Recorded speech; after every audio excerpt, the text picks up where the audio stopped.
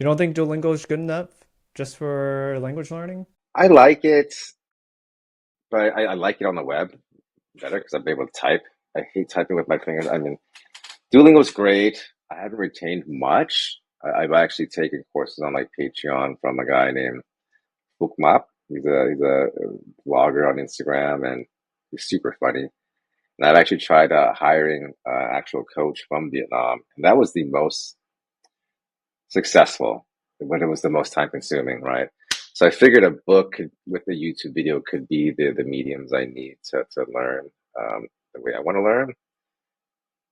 My dad's offered to like chat with me and talk to me on Facebook Messenger. I don't know. I just feel like I haven't found the exact solution for me personally on how to learn a language very quickly. I've actually been looking up some things like, hey, how can I learn a language in 3 weeks? What's the best, most immersive experience? So I guess you're using Duolingo as well. And I'm not a very firm believer in Duolingo, in all honesty. I think it's more aspirational than it is, I think, informative. I mean, it basically deconstructs like a language textbook, like the basic language textbook, and it's more of a game, right? And it's a fun game. And yes, you do learn a little bit, but ask anyone who's taken Duolingo, how did they fare when they went to a country and actually used it? Most of the time, I would imagine it's like, yeah, it'll get you the basics, but like to have an actual conversation, it's pretty difficult, and it'll probably be more of like a textbook speech versus kind of more like natural speech. So I think that's kind of my opinion, like on the Duolingo portion. To your point about immersion, honestly, the best way to learn, and I'm assuming you probably maybe have some basics, already down, right? Is just spend more time in Vietnam, right? Like where you're forced to use it, like English, like yes, I'm sure English is a little bit more accessible than it was in the past or slightly used, but probably not as prevalent as if you were to go to any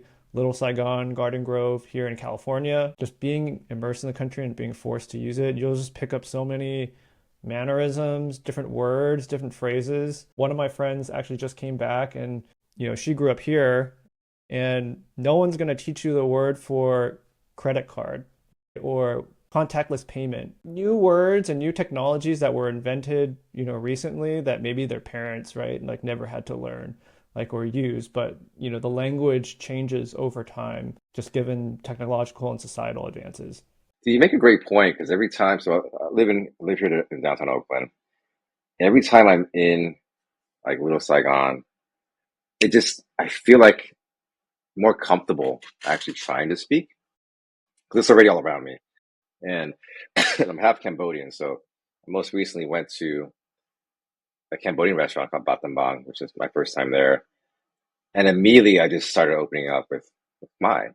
It was almost like programmed to do that with another human, right? The downfall is I'm not there every day, right? I think I may go back to like a live tutor and just really focus on maybe a story that we can just memorize together rather than like foundational concepts and acts and stuff. I think that might go that route. It's got to be a mix of having the basics to express yourself and then you got to be throw yourself in the fire because you got to be able to hear the actual responses that people will say based on what you're saying. It's almost like it's like a role playing script. Like if you go to a restaurant and you say a certain phrase, like, that they'll probably ask, do you want X, Y, or Z with that? Is it, I don't know, I'm just using an example like spicy, not spicy. If you don't expect those things, then just hearing it for the first time is like a shock.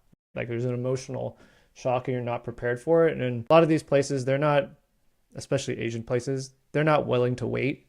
They'll just be like, they'll just switch immediately to English. Like, you're wasting my time. I got to go to another table to wait or whatever. You got to get the reps in.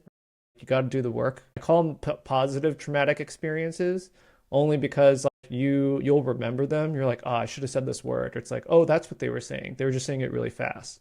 And the more reps you get into it, kind of like working out, like you'll catch on eventually, but maybe the first couple of times it'll be a little bit of a struggle, but those are the things that you'll remember. Dude, it's so funny. Positive traumatic experiences. I like that a lot.